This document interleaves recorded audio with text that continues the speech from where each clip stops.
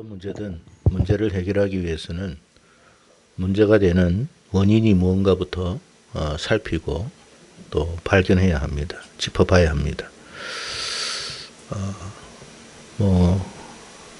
미국의 이야기지만 서부 개척 시대 때에 당시에 그 매독이 사람들에게 굉장히 많이 번졌습니다. 그래서 그때 당시 매독으로 성병이죠. 얼굴이 문드러지고 그러니까 고칠 수 없는 병이에요. 매독이라는 게. 그렇게 해서 아주 흉악한 모습으로 형체로 해서 뭐 여성이든 남성이든 죽어가는 그런 일들이 있었습니다. 요즘 우리나라에 매독의 성병이 굉장히 많이 발생하고 확산되고 있다는 이야기를 들었습니다. 문란한 성생활 때문에 그렇다고 들었어요.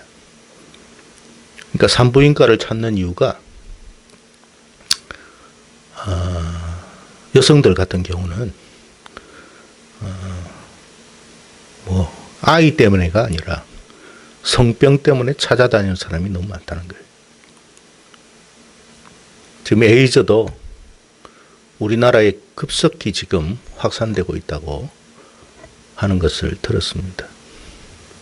마약 문제도 아주 심각하고, 그래서 뭐 공중 화장실에 그 두루마리 화장지에 그 주사 바늘로 꼽 이렇게 한다고 들었어요. 그러니까 그거 잘못 사용하면 그런 병이나 또 그런 마약에 노출되는 아주 위험한 그런 상황이라고 들었습니다.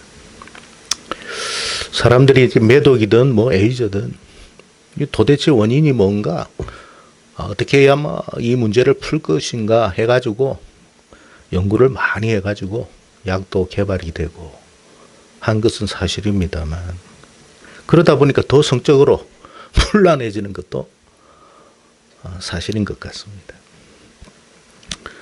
뭐 의학의 발전이 정말 우리에게 큰 도움이 되는 것은 사실이죠. 많은 질병들이 고침을 받고 있는 것이니 얼마나 감사한 일인지 모르겠습니다. 어쨌든 어떤 문제든 간에 원인을 분석하고 파악하는 것이 문제 해결에 가장 중요한 일이다 하는 것입니다. 오늘날 사람들이 가장 고민하고 있는 문제들이 뭐냐? 많은 것이 있겠지만 가장 대표적인 것은 죽음이 아닌가 하는 생각이 들어요. 세상의 모든 걸 다 가졌다고 해도 결국 죽어버리면 그 모든 것은 다 무용지물이 되고 마는 거잖아요. 그래서 인류가 해결해야 할 가장 큰 숙제가 바로 죽음의 문제를 어떻게 풀 수 있을까 하는 것입니다. 사람들이 의학적인 발전이 계속되고 있으니까 조만간 이 문제도 해결할 것이다라는 기대감을 갖고 있는 것은 사실입니다. 그러나 우리가 여러분 질병이 고쳐졌다고 해도 또 다른 더 강력한 질병이 나오듯이 끊임없이 이 문제를 해결하기는 사실 우리 힘으로는 어려운 게 사실이에요. 하물며 죽음의 문제를 우리가 어떻게 풀어나겠습니까? 우리가 안고 있는, 인류가 안고 있는 이 사망의 원인이 무언가를 먼저 규명해야만 이 문제를 풀어나갈 수 있는 거예요. 인류는 지금까지 이 죽음에 대한 원인이 뭔지를 다방면으로 아마 생각해 봤던 것 같습니다. 철학적으로도 접근해보고 또 과학적으로도 접근해보고 심지어 종교적으로도 이 문제를 접근해 보기도 하고 있습니다만, 그 어느 곳에서도 죽음에 대한 원인을 밝혀내지는 못했습니다. 다만 한 군데 성경이 인간의 죽음에 대한 원인이 무언가를 밝히고 있다는 거예요. 그건 바로 인간의 범죄로 말미암아 그렇게 됐다 하는 이야기입니다. 우리가 오늘 읽었습니다만 성경은 우리가 인류의 첫 시조죠. 아담이 하나님이 금하신 금단의 열매인 선악과를 먹음으로 결국 사망이 찾아오게 되었다라는 이야기를 하십니다. 자, 그런데 대다수의 사람들이 이 같은 하나님의 말씀인 성경을 신화로 치부해 버립니다. 신화지 무슨. 그래서 아주 냉소적으로 받아들여요. 그러니까 하나님의 입장에서는 사실을 이야기했는데 거의 대부분의 사람들이 아주 냉소적으로 이걸 치부해 버린다는 거예요. 그러니 성경이 죽음의 문제를 분명히 밝혀주고 있음에도 사람들이 그걸 받아들이지 않으니 결국 죽음의 문제는 해결할 길은 없는 거예요. 아무리 다양한 방식으로 노력하고 해결해 보려고 하지만 결국에는 그 답을 찾지를 못할 것입니다. 하나님의 말씀을 믿지 않는 이상. 성경은 죽음이 발생한 원인에 대한 말씀만 하고 있는 게 아니죠. 죽음을 해결할 수 있는 방법까지도 우리에게 말씀해 주고 있습니다. 그게 뭐냐면 예수 그리스도를 믿으라는 거예요. 그분이 우리의 죄를, 그러니까 죽음의 원인이었던 죄의 문제를 그분이 짊어지고 속죄하였다는 사실을 믿으라는 거거든요. 그리고 믿고 순종하는 사람에게는 생명을 줄 것이다 라는 게 성경의 말씀이에요. 다시 말하지만 죽음에 대한 문제도 하나님의 말씀을 믿지 않는데 이 생명의 말씀을 믿겠느냐는 거예요. 안 받아들이는 거예요. 오늘 본문에도 나와 있습니다만 아담 한 사람으로 말미암아 사망이 왔고 예수 그리스도 한 사람으로 말미암아 생명을 얻게 되었다. 자, 그런데 성경은요, 사람들에게 이 같은 말씀을 믿어달라고 애원하거나 강요하지는 않습니다. 제발 좀 믿어주세요. 제발 좀 믿어주셔야 됩니다. 성경은 단 한 번도 우리에게 애걸하지 않습니다. 믿든지 안 믿든지. 그건 네 자유야. 그건 네 선택이야. 다만 너의 선택이 너의 운명을 결정하는 거야.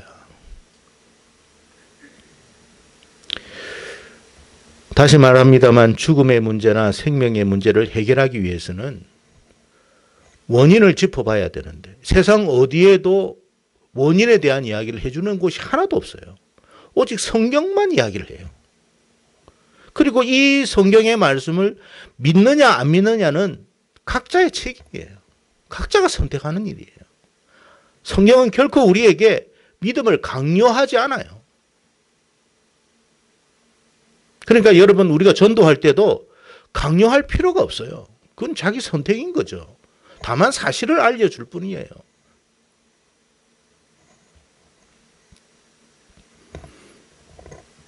바울이 로마서 5장 17절에 이렇게 말했죠.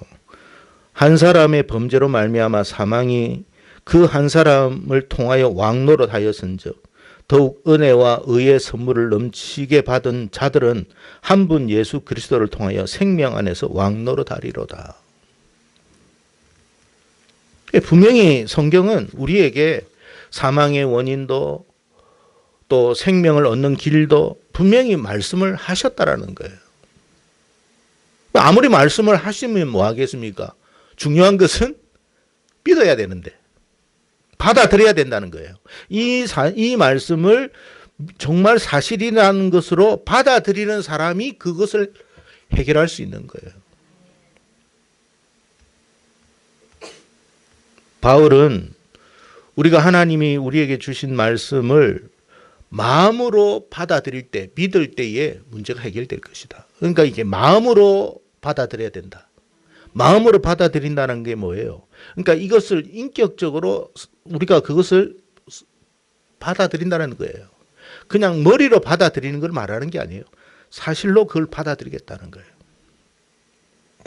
그럴 때에 그 하나님의 문제 해결에 대한 답이 열리게 될 것이다. 바울이 로마서 10장 10절에 그래서 사람이 마음으로 믿어 의에 이르고 입으로 시인하여 구원에 이르느니라. 그러니까 여러분, 우리가 예수를 믿습니다 라는 것이 입으로 시인되는 것이 기적인 거예요. 이게 마음으로 받아들이지 않으면 이런 고백이 나올 수가 없어요. 그러니까 이렇게 고백된다, 이게 무슨 과학적인 무슨 근거로 나온 게 아니잖아요. 그냥 하나님이 말씀하신 건데 뭐 믿든지 안 믿든지 그건 너 자유야. 근데 우리가 그게 믿어진다라는 거예요.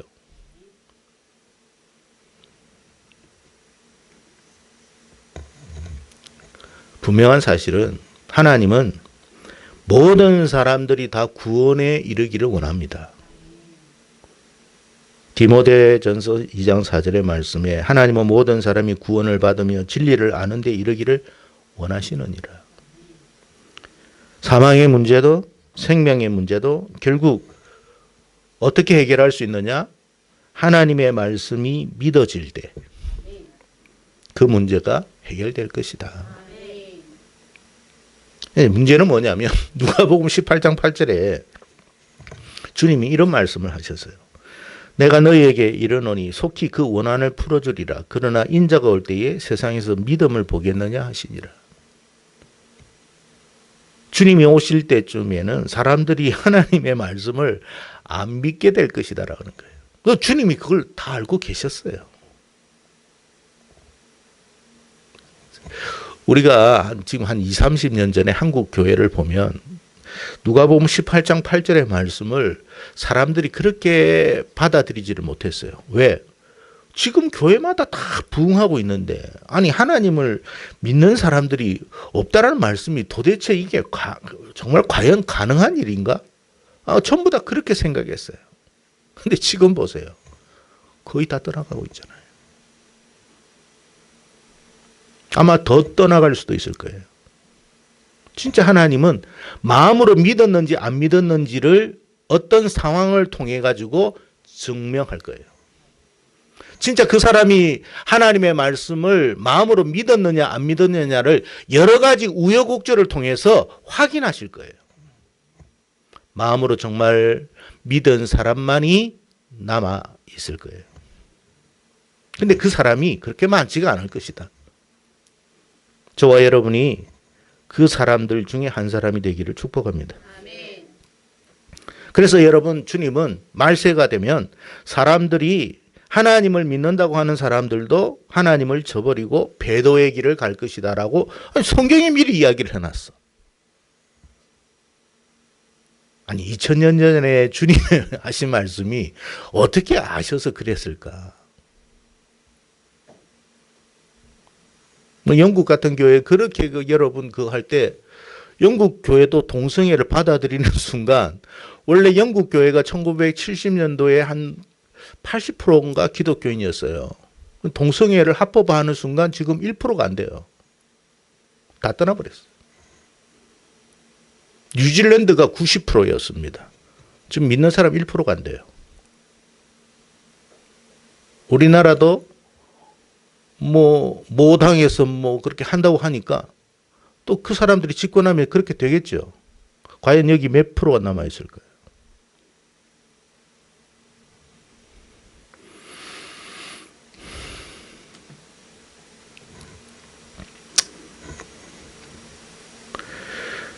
믿음은 하나님의 말씀을 흔들림 없이 믿어야 되는 거예요. 그게 믿음이에요. 어떤 상황 속에서도 하나님께서 하신 말씀이 진실이다. 나는 그 말씀을 믿기에 하나님을 섬기고 예배한다. 그게 믿음이에요. 여러분, 앞으로 우리 지금 한국 교회가 엄청난 혼란 속에 들어갈 겁니다. 제가 왜 다음 세대를 자꾸 이야기하겠어요? 이제 없어요. 제가 처음 서두에 이야기했죠. 매독. 지금 젊은 애들이 매독균에 엄청 노출되어 있어요. 에이즈, 마약 심각해요. 어떻게 보면 우리만 모르고 있을 뿐인지 몰라요. 세상의 방식대로 살았더니 매독으로 지금 고통당하고 있어. 하나님 말씀이 얼마나 이렇게 예배드리는 게 얼마나 여러분 따분합니까? 그러니까 세상에 나와가지고 엔조이 하면서 즐기면서 예수 믿는 인생들이나 안 믿는 인생이나 클럽 가가지고 술이나 마시고 그냥 뭐 원나잇이나 하고 이렇게 사는데 찾아온 게 뭐라고요? 매독이야. 더 심각한 질병이야. 옛날의 매독이 아니에요. 우리가 옛날의 감기가 아니잖아요. 에이즈 마찬가지예요.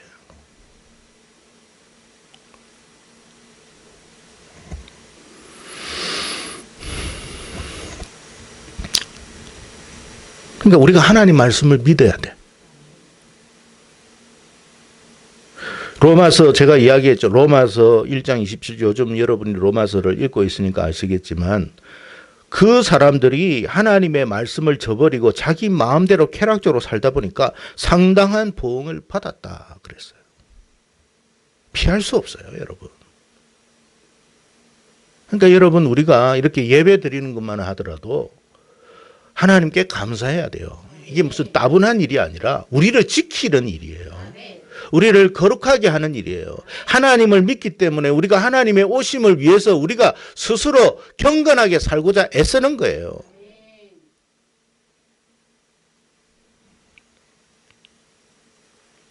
요즘 여러분 먹는데 여러분 먹는 것 안에 뭘 넣을지 어떻게 알아요, 여러분?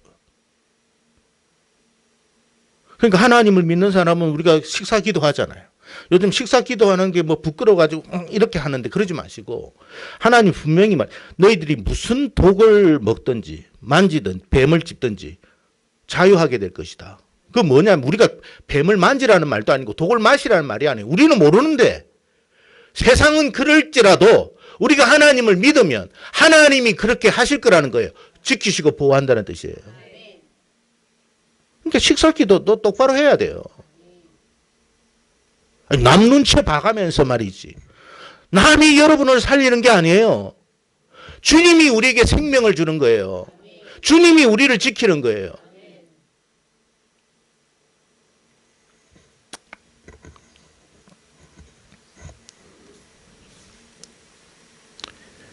여러분, 사망의 문제만 그런 게 아니에요. 축복의 문제도 마찬가지예요.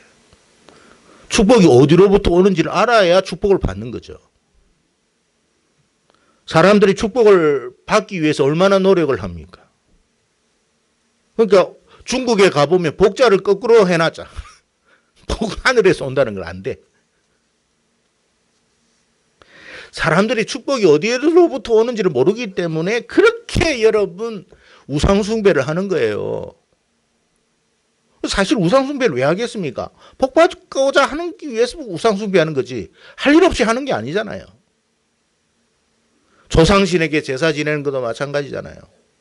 조상신에게 제사를 지내가지고 잘 됐다면 조선시대가 제일 잘 돼야죠. 저도 어릴 때 제사 지냈거든요. 외갓집에 가도 제사, 본갓집에 가도 제사. 제사 지냈습니다. 알고 제사 지낸 게 아니잖아. 하라니까 한 거지. 밤 12시가 돼야 그냥 막 기다려가지고 그때 제사 지내고. 그러면 잘 된대. 잘 되는데 우리 집이 왜 망했겠습니까, 여러분? 잘 됐으면 잘 돼야 되는데.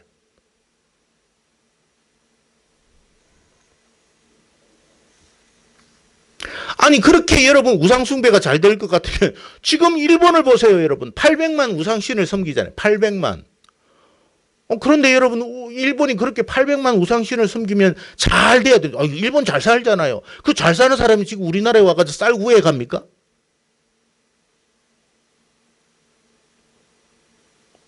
쌀값이 비싸가지고 우리나라에 와가지고 쌀 여러분 이렇게 쌀 사간대요.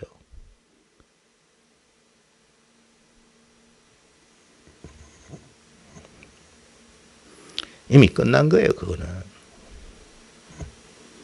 축복이 어디서 오겠어요, 여러분?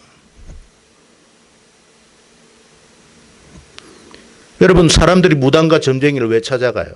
다 복 받으려고 하는 거잖아요. 복 받으려고. 또 나름의 열심히 지금 직장에 가가지고 막 열심히 막 새벽같이 일하고, 여러분 열심히 부지런하게 일해도 복을 주시는 분이 복을 주셔야 복을 받는 거예요.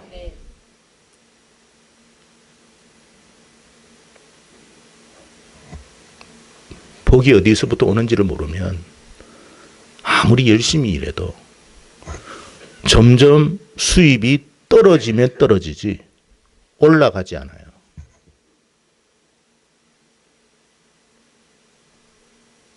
하나님이 점점 떨어뜨립니다. 네가 열심히 한다고? 그럼 열심히 해봐. 수입이 점점 떨어집니다.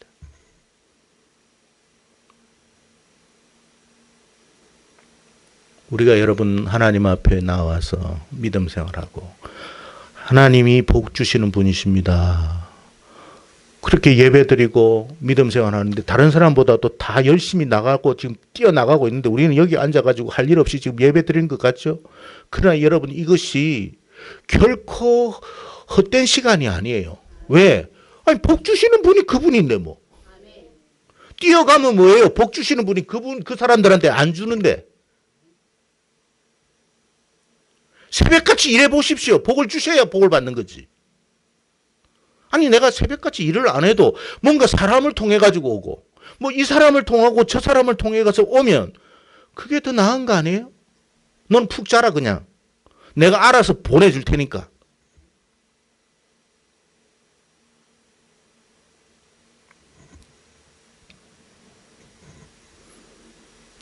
사망의 원인도 축복의 길도 뭐 어디서부터 오는지를 알아야지. 여러분 우리가 부지런하게 산다고 여러분 복을 받는 게 아니에요. 아프리카 사람은요 정말 부지런해요. 물 하나를 뜨기 위해서 하루 종일 간다고 그러잖아요. 우리 애들 보고 여러분 플라스틱 통 하나 들고 저쪽에 한 10km 가가지고 물 하나 떠오나 이러면 갈 애가 누가 있겠어요? 근데 걔들은 간다니까. 근데 그렇게 열심히 살아도 애들이 학교를 못 가. 가난해서.